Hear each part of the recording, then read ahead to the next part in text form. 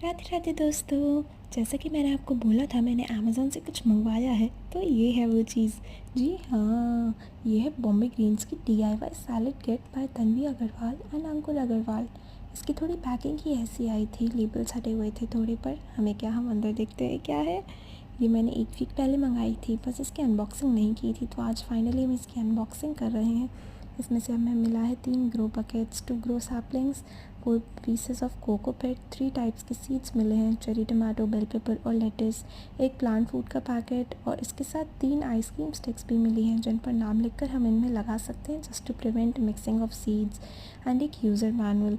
इसके बाकी के स्टेप्स करेंगे नेक्स्ट वीडियो में। Stay tuned. हर हर महादेव।